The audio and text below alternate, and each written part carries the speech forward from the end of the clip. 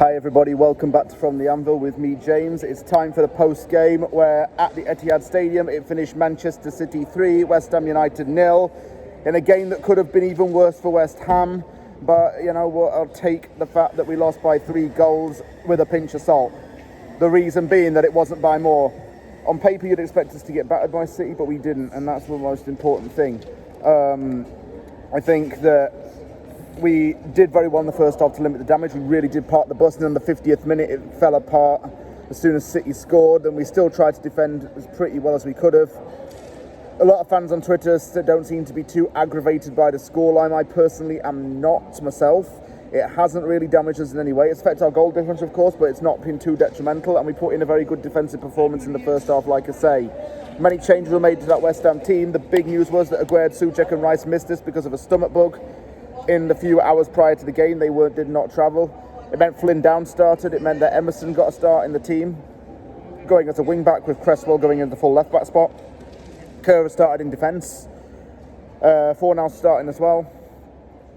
Antonio still starting up top. I said that in my preview that I wanted to see some rotation. We did kind of get that.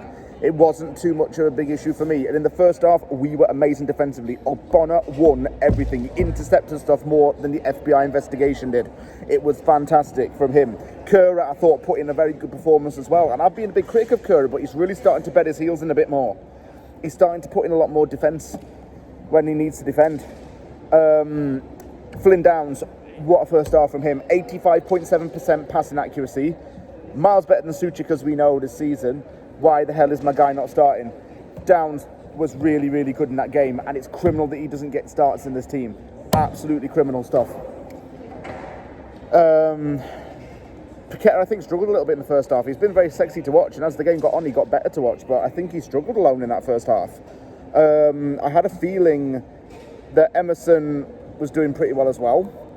I'll just say defensively we were really good. We stopped Erling Haaland from heading in from close range. Rodri hit the post. So far seemed to pocket Grealish quite well. I say quite well because he didn't totally pocket him.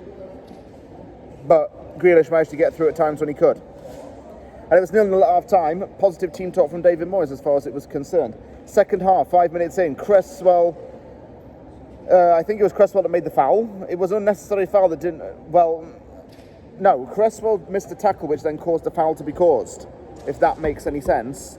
And right on the edge of the box, the cross comes in, and Nathan Ake heads it. And this is kind of on Ogbonna because he has a miscommunication. He doesn't know whether to defend Ake or even defend Rodri, because there's 2 players in between him. He chooses to defend Rodri, and Ake's somewhat unmarked at the back post to head it in. And it's 1-0 to Man City. And I'm thinking from that point onwards, I told you a goal was coming, so let's not make it any worse. Concern was that Sofal went off with a minor injury and Ben Johnson came on. Ben Johnson, man, you are not it. I like you as a guy and as a person. You're humble and everything, but you're not it, my friend. You have not been it this season. And if we have to start Ben Johnson in the Conference League, we are getting obliterated by Alkmaar.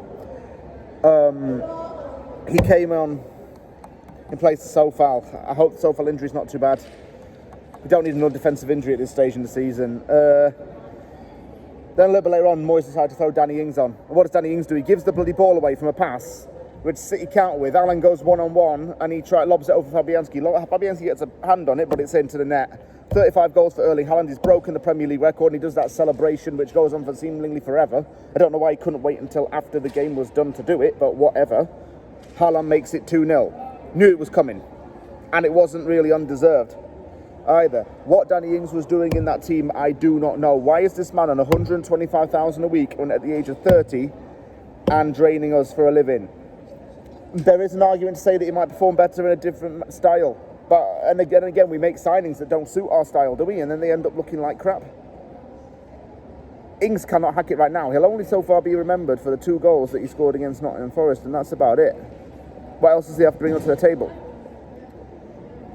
Fornals had a pretty bad game actually as well, and again we've been crying out for him in the team, but when Benrahma came on to replace Fornals, Benny put in way more of a shift. I will keep slamming this desk because it's not mine and I'm in the mall. Benny came on and did so much more than Fornals did. I would sling Fornals in the summer. Ever since he came to West Ham, he's been the centre of attention as to whether this guy is good or not. He showed it at times, to be fair to him. He showed at times that he was actually, quite decent. but he's not it going forward in the long run. I'm sorry. We need to get rid. Third goal came from a deflection through Phil Foden. That was just an unlucky one. Ended 3-0. We tried to defend as best we could in this game. We had to limit the damage. But Danny Ings belongs in the Danny Bings, and that's the truth. Pablo Fornals, more like Pablo 4-0.